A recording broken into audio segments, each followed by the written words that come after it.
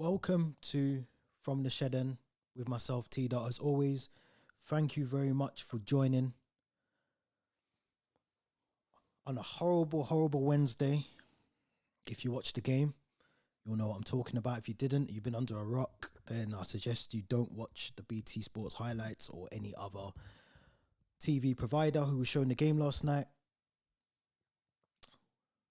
I'm going to start very abruptly with please subscribe to the channel.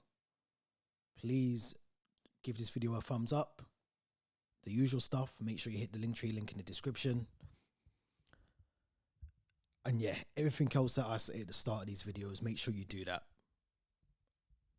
Because we've got a lot to talk about.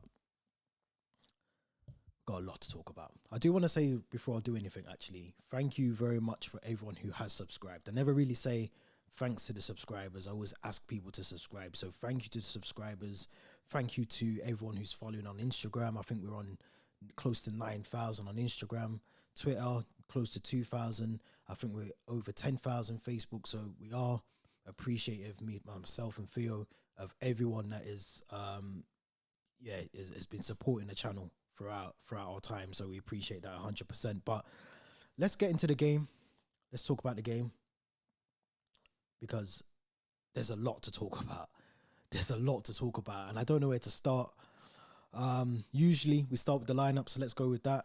In fact, before we do that, I want to remind everyone who is going to watch this video about what myself and Theo said should be the lineup. So just looking at it now, we said Kepa in goal, Ruben Loftus-Cheek as right wing back, Reece James, Thiago Silva, Wesley Fofana as the centre backs with Marco Correa as a left wing back, N'Golo Kante, Enzo Fernandez as the two in midfield. We then went with Mason Mount, João Felix, and Kai Havertz up front to give us some attacking options, which you would think you would need in a game when you're 2-0 down from the first leg. You need to score an early goal. You know what? You want some attackers on the pitch. You want to have someone that can at least strike the ball. The lineup we went with last night, and I still don't really understand why we went with this. What was the understanding from the players? What was the rationale?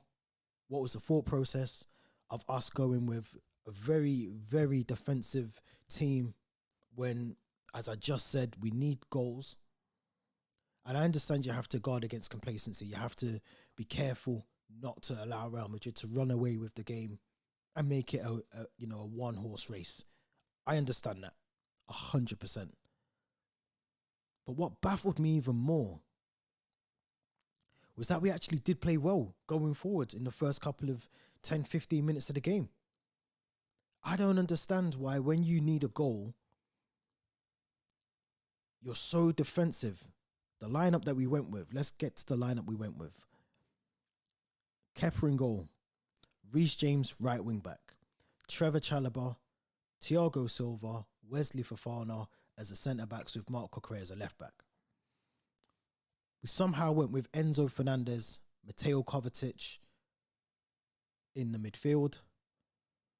We've somehow, I don't even know if it was a front three or whether it was just, if it was a 3-4-2-1, I'm not sure what it was, but whatever it was, N'Golo Kante, Conor Gallagher with Kai Havertz as a lone striker in a game where you need to score goals. I'm probably going to say that for however long this stream's for. You need to score goals. We had Kai Havertz as a lone striker. Real Madrid or not, that's crazy. That is unforgivable in a game. You need goals, and you've gone with Kai Havertz as a lone striker. I'm going to say it one more time. You need goals, and you've gone with Kai Havertz as a lone striker. Unforgivable stuff. And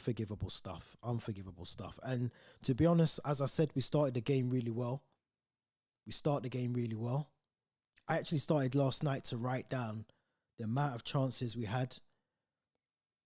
And I always go back to this thing where I say we should have had a striker in our team, in the Champions League squad, from the very start. We should have had a striker, regardless of what's going on behind the scenes, whether Todd Bowley's fell out with Aubameyang or Graham Potter fell out with Aubameyang or whoever it was. Aubameyang should be in the team. He should be in the team. There's no ifs or buts about it. He should be in the team. Kante, brilliant chance in the first 10 minutes. And when I mean brilliant, I've just watched it back before I jumped on here. I don't know how he misses that chance. He's got no one around him. He's probably got time to take one touch, compose himself a little bit, and take the shot. And he doesn't do that. He just hurries the shot, panics. And I'm not even blaming Kante, because Kante should not be in that position in the first place. Let's be honest. Kante should not be in that position where we're relying on Kante, we're relying on Cucurella, we're relying on Gallagher to score goals.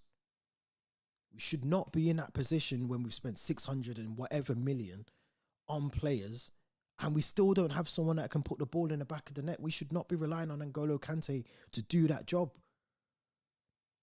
It's ridiculous. We should not be relying on a defensive midfielder to score the goals against Real Madrid in a Champions League quarter-final. That is crazy to me. Absolutely bonkers. We have more chances. Cucurella, 45 minutes. Kante, 51 minutes. Havertz, 56 minutes. Enzo, 64 minutes. That's not even including the Gallagher chance and the Mudryk chance. We had chances. We played well. Real Madrid were happy to sit back.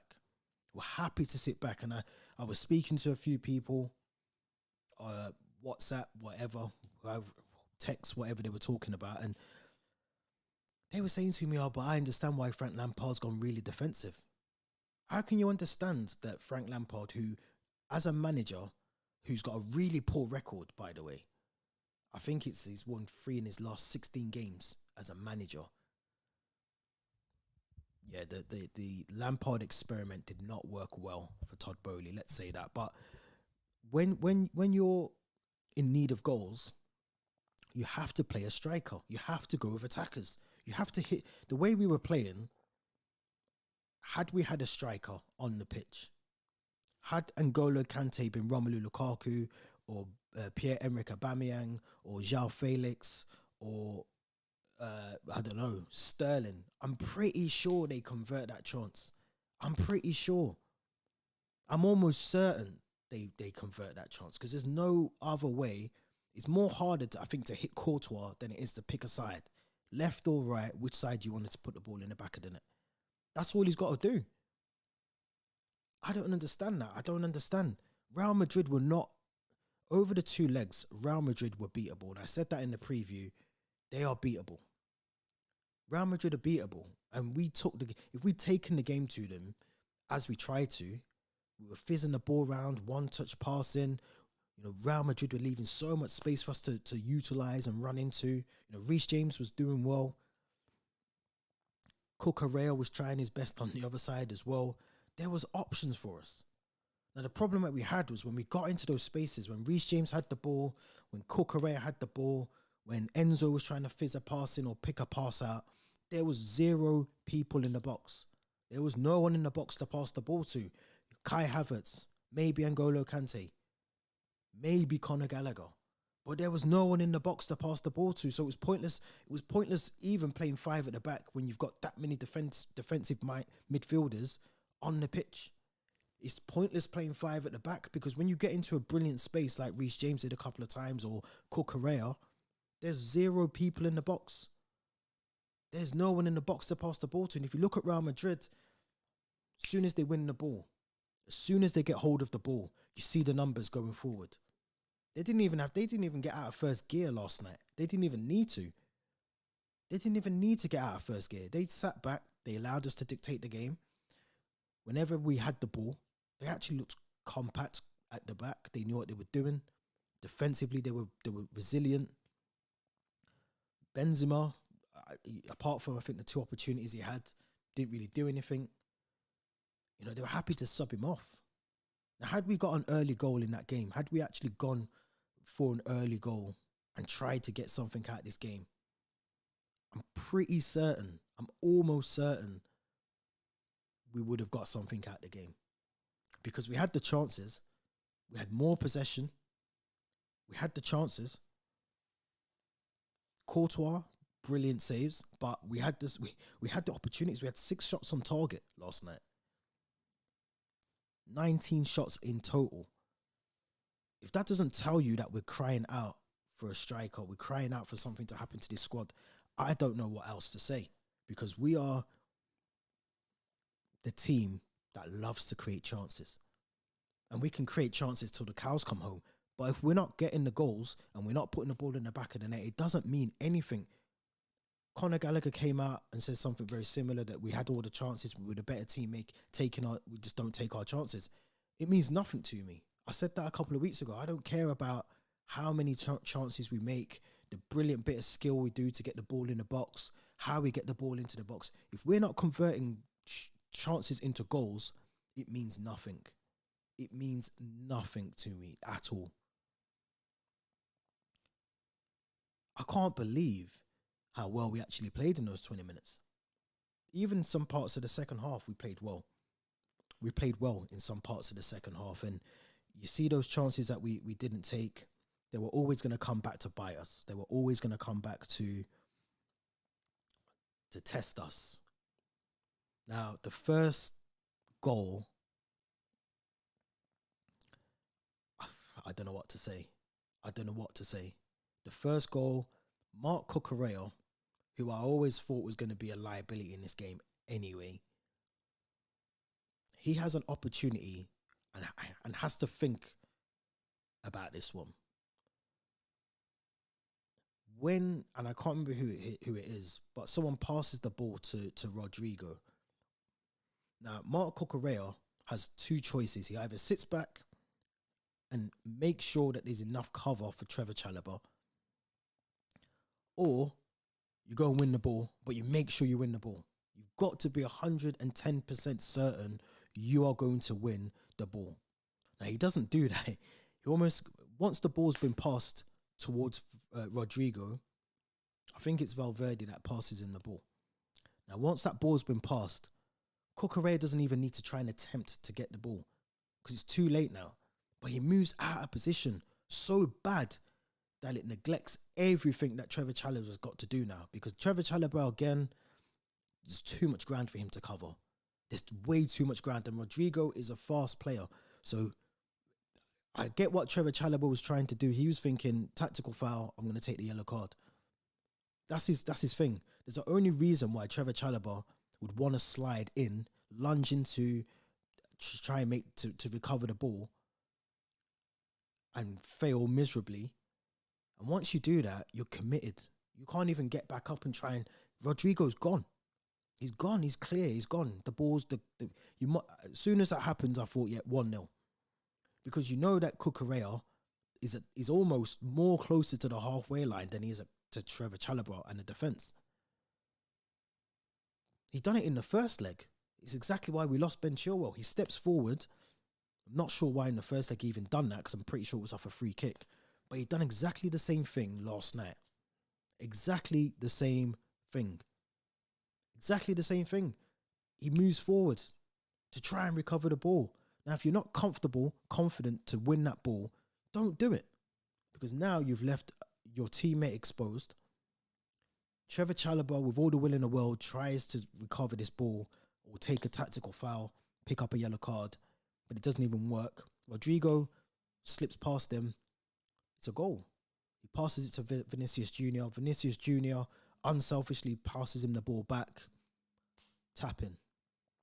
Easy mistakes that we're making. There's so many mistakes that we're making. We've done it in the first leg. We started it in. As soon as that first goal went in, you almost knew Real Madrid were going to get another one.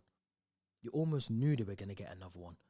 You know, and that was what annoyed me even more, was we waited. We waited for that goal before making subs. Now, I've just spent the past 10 minutes talking about how well we played in the first half. And in spells in the second half as well. Havertz had a really good chance. Shot right towards Courtois. It was almost aimed at Courtois. That should have been the light bulb moment for Frank Lampard to say, right, subs. We're 0-0. We're trying to get on top of the game. Bring on subs. Let's bring on some subs. Let's get some subs on. João Felix, Raheem Sterling, and Mudryk all came on as soon as the goal goes in. It's too late again because now you need 4 goals. You need 4 goals. I don't think we scored 4 goals all season. Now we need 4 goals. So I'm confused as to why it took for the Real Madrid goal to go in for us to suddenly wake up and start making subs. Those subs should have come 60 minutes in, maybe just 50 odd minutes into the game. We could see that obviously Real Madrid were happy to sit back. They were willing to just maybe catch us out with a lucky opportunity, as they did with the first Rodrigo goal. But you have to act on those reactions. If you can see that that's what's going to happen, change something. Change something, because you've still got Kovacic, Enzo, you've still got N'Golo Kante, you've still got Conor Gallagher on the pitch, and we're dominating the game. We're dominating spells in the game, and you're still using the same tactical craziness that you're thinking is going to get you 2 goals. It's not going to work. So change it before they score. Don't change it after they score, because now you need 4 goals. It's crazy. It's crazy. Frank Lampard has done himself no favours taking this job back on, in my opinion, because when you come in as an interim, you're not just coming in to be the vibes guy, to be the guy that just comes in and sees the season out. You actually have to prove yourself. He's surely, after this, he's going to want another job. I personally don't think Frank Lampard is a good manager. I really don't. The first part of his spell at Chelsea, his first time at Chelsea, he done really well to get top 4. You have to remember there was a transfer ban. But you have to also remember some of the football as well. And some of the football was poor. And this is, in my opinion, with a better crop of players. And I know he's only been in the club for no longer than 2 weeks, but it's poor. It's poor. You don't wait for the goal to go in to then think, right, I need to bring on a couple of subs. It's almost like the damage is done. What's the point? Because we're not scoring 4 goals. And then we were outclassed anyway by a really good sub by Carlo Ancelotti. Benzema comes off. Tchouameni comes on. An extra body in midfield. It just made it all that more difficult for us to even attempt to score goals. So I don't think the hard work was undone when we obviously didn't get the goals in the first half and in the second half. But then as the game goes on, you just know that Real Madrid get the second goal's coming. The second goal is going to come. And I think it's Valverde who just literally walks it through. I think it's past Thiago Silva, past Trevor Chalobah or Wesley Fofana, one of the two. Slips it to Rodrigo. Kepa's sort of headless chicken moment, doesn't know where he is in the middle of the goal. Game over. Game over. There's a lot that we need to take from this season. And for me personally, I mean, there's a lot we need to take from this season. A lot. Thiago Silva's last Champions League game, and that's how he went out. It's embarrassing. It's really embarrassing to think that someone who's still at that level, top level, and he made some really good comments after the match that have sort of circulated over online and stuff. And, he says that it's not always the manager's fault. And I agree with that. Sometimes it is the owners bringing in players. He said they had to extend the dressing room to accommodate 30 plus players. That can't be good for any manager coming in. So, yeah, you look at Lampard, he's not a good manager. He shouldn't be in the job anyway. But then you see some of the challenges that maybe Graham Potter had as well. 30-man squad. How do you keep everyone happy? How do you train all 30 of them? It just doesn't make any sense. This season has not made sense since the day that Roman Abramovich left the club. That's when all these issues, for me personally, have started. When Roman left, we got sanctioned. These new owners have come in. They decided to hire a manager without getting the infrastructure around it first. Go and get yourself the technical directors, the the director of football. Go and get all those sort of things that you need in before you go and get your manager. Don't go and sack the previous regime before you've actually got an understanding of what the club's about, what the club needs, what's going. You can't just sack all of these people that have been at this club for years and years and years. Come in, rip everything up that they've been doing. That, let's be honest, has been successful. Even if we talk about the hiring and firing of managers, it's worked. It's worked over the seasons. We've won things. We've won Champions Leagues. We've won Premier Leagues. We've won the FA Cup, the League Cup. So it's worked over those 20 odd years that Roman Abramovich was at the club. You can't go and rip that up. Something that's been successful. Even under Thomas Tuchel, let's be honest, it was working. Yes, the football was bad, but we still won stuff. We won the Club World Cup. We won the Champions League. We got to 2 finals. It was working. So you can't rip all of that up to bring in this new sort of way of doing things and sack the previous regime, because they have the knowledge in their heads. That works within anything, not just football. If you're going to do something, you can't just sack the previous crop of people that have been in with zero knowledge of your own to try and implement something. You need those guys there still. And that's what he should have done. Todd Bowley should have phased out some of those people. I know Petr Cech wanted to leave on his own accord, but I think the damage had already been done. He'd already sacked Marina Granovskaya. Bruce Bock had already left. Like, all these people that had gone, head scouts had gone. They'd been replaced, and the groundsman's getting sacked. Like, all these things like this, they're all part of the club. And if you get rid of all that and you strip it all back down to its bare bones, it is going to look like how we're playing on the pitch. It is going to look like how we're playing on the pitch. I don't even want to see more signings coming in. We need to trim the squad down completely. Absolutely, completely trim this squad down to the point where we've got the quality and depth, and we've got quality on the pitch. We don't need 33 players. We're not Nottingham Forest. We don't need 33 players. We don't even need it next season now, because we haven't got any European football. We're not playing Thursday nights. We're not even playing midweek. It's 1 game a week next season. So, in my opinion, we don't even need 30-man squad. The Carney Chukwuemeka's, they're going to have to go on loan. Ethan Ampadu, get rid of him. If they're not involved in this squad, why are we keeping them? Just get rid of him. Ruben Loftus-Cheek, time to go. They have to go now, because now the way that we're working, it looks like we're having to try and fit in all these players, and at the detriment of not having a striker on the pitch. That's ridiculous. You can't play a game against Real Madrid and not have a recognised number 9 on the pitch. I'm sorry. That doesn't work. That doesn't work. So if all these players that we're talking about, and Malo Gusto's coming and all that, that's great, but we need to trim that squad right down. Way down. Because whoever comes in to manage it, they're going to have the same problem that Frank Lampard's having at the moment. They're going to have the same issues that Graham Potter's having. The owner's walking into the dressing room again. Who wants to come and manage at Chelsea when you've got the owners coming in, every game coming in, walking across the pitch, coming into the changing rooms and talking to the players? Who wants an owner that does that? You don't want your owner coming in. Your owner, sit in your box, go and have a meeting with the manager or the directors, whoever, the board of directors, with the manager, and get your point across to the players that way.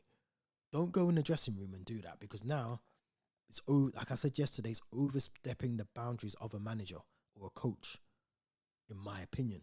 I personally wouldn't want that in any capacity, whatever job it is. So the buck stops with the owner. The owner has to get this right now. The owner's made some bold decisions by bringing in Graham Potter, getting him from Brighton, making a quick decision in terms of Tuchel, sacking him, bringing in certain players. Whatever's happened to Aubameyang, whoever's choice that was, it's a crazy one. So there's so much to do in the summer. So I think, in my opinion, not playing in Conference League or Europa League next season is actually a good thing. It allows us to trim down this squad. But as I said yesterday, and as I said the video before, and as I said last week, we have to get the manager in now. There's no point waiting until the summer. We're already hearing about Thomas Tuchel Tottenham sniffing around Luis Enrique. and Julian Nagelsmann. So they're sniffing around for a new manager as well. We have to act fast because everything we're seeing this season will just be repeated next season if we don't act on it now. It really will. Like all the things that we've spoken about, all the things I called out in November, in October last year, have actually happened. They've all happened. Every single one of them, because we're planning backwards. We're planning backwards. We're talking about long-term vision and project. We can't even score goals. Basic stuff. We can't even create chances and put them away. We can't even defend and keep clean sheet. I mean, Stamford Bridge used to be a fortress. If I'm lying, someone let me know in the comments. But Stamford Bridge used to be a fortress. It used to be a fortress, and now you know when you go to see games at Stamford Bridge, you know that we're going to let a goal in or two. You know that we might not score a goal. Those days, those days where we used to score 3 or 4, maybe 5 goals, they're long gone. So we have to get the new owner in, the new manager. I'm not confused from last night's game. It's confusing my mind still, but we need to get a new manager in ASAP, because all of these issues that we're talking about as Chelsea fans, all the disruption and the outbursts that we're seeing at the ground and the booing, and it's only going to get worse next season, because you can believe Man City are going to improve, United are going to improve, Arsenal are going to improve, Liverpool might improve, Newcastle are there now, Brighton look a brilliant team, they might kick on next season. We will get left behind. We'll get left behind and we'll be that team. We'll be the Arsenal. We'll be the new Arsenal, fighting it, just getting top 4. Not competing in the Champions League, but we'll make it. We'll make up the numbers. That's where we're going to be, because everything that we're doing off the field is now impacting everything on the field. There's zero confidence in some of these players. There's zero confidence. And when you look back on it in hindsight, it was probably even the wrong decision to get rid of Graham Potter, because what's Lampard done in the short space of time that he's got now and what he's done previously against Wolves, against Brighton, against Real Madrid? What's he done? What's he actually done? He hasn't done anything. So would it have been any worse to keep Graham Potter to the end of the season? Probably not. Were we realistically going to get relegated? Probably not. We may as well just stuck with Graham Potter to the end of the season, because Lampard hasn't come in and changed anything. And as an interim, as I said before, you're supposed to come in and do something. There's meant to be a small bounce. The new manager bounce that everyone took. It's meant to be that, regardless of interim or non-interim, you're supposed to be able to get something out of these players. And when you're playing so defensive against Real Madrid and you need goals and you've only got one striker, one attacking player on the pitch, one out of 11 players, you've got one player that is a recognised attacking player. I mean, Lampard has not done himself any favours by playing in that way. Rest of the season, I mean, we've got some tough games. I think we've got City, we've got United, we've got Arsenal still to play. Big games. I'm really not expecting many points now this season. Bournemouth, I think we've got Forest. I mean, pick out the 3 points in those games for me, because I can't honestly see anywhere we get 3 points. I really can't. I don't see how we get them. I mean, we still need 40 points, let's be honest, but I can't see it. I really don't see it. For me now, this is about playing out the season. The players are mentally checked out anyway. You know, fans have been checked out from before the World Cup, or some have, some haven't, but I'm assuming now we're at the Champions League, a lot of fans are out for the season. But we have to get the manager sorted. We have to get the manager sorted. We have to trim down that squad in the summer. You know, we're talking about incomings. You know, I've been screaming Ivan Toney and Cuckoo's meant to be coming. He's not even a striker. We have to get this squad playing better next season with the right manager. They have to come in and change something, and they have to be given the sufficient time to do that as well. Graham Potter didn't get the time because he wasn't the right man. But if they pick the right man, which they seem to be taking their time to do that, then they have to give him the time. You can't sack another manager in 7. We've had 3 managers this season. 4, actually, with Bruno. So we've had 4 managers in the season that hasn't even finished yet. It's not good. It's not a good time to be a Chelsea fan. Honestly, it's not. And as I said before, October last year, I said buckle in. We're in a bumpy ride. I'm going to say it again, buckle in, because next season, if all these things I'm talking about are not resolved, we are going to be in the same position next season, if not worse. If not worse. And we haven't got any more excuses to hide behind. We haven't got the excuses of what we were using before about Jorginho not being able to play the ball forward. We've got Enzo for that now. If we do bring in a striker, we haven't got the excuse of not having a striker. If Lukaku comes back and starts scoring goals, it is what it is. We can't talk about not having that right back cover because we've got Gusto coming in. We've got Cucurella and Chilwell. We've got Badiashile. We've got Koulibaly. We've got every area of the pitch covered, bar maybe another goalkeeper, the striker. We've got everything that should be able to beat teams, regardless of who they are. Because we've seen it before with teams where they're 2-0 down in the Champions League and they take the game to them. We've seen it. We've seen it with Man City. If you take the game to Man City, Villa done it a few months ago. You take the game to Man City or someone like PSG, you can beat them. You can beat them because they don't have a plan A. They don't have a plan B. They don't. So you take the game to them, get an early goal, get a second goal. Now, if we'd done that last night, we made it 2-0 on the night and 2-2 on aggregate, all to play for. And I'd go as far as to say, if we actually got through those quarterfinals last night, I think we beat Manchester City as well. I really do. But there's no fight, there's no passion. The wrong man's in the job. So all of that is ifs and buts and maybes, and it just doesn't matter anymore. So it's been a tough season. I said it was going to be tough. I said it was going to be a harsh season. It was going to be a bumpy season.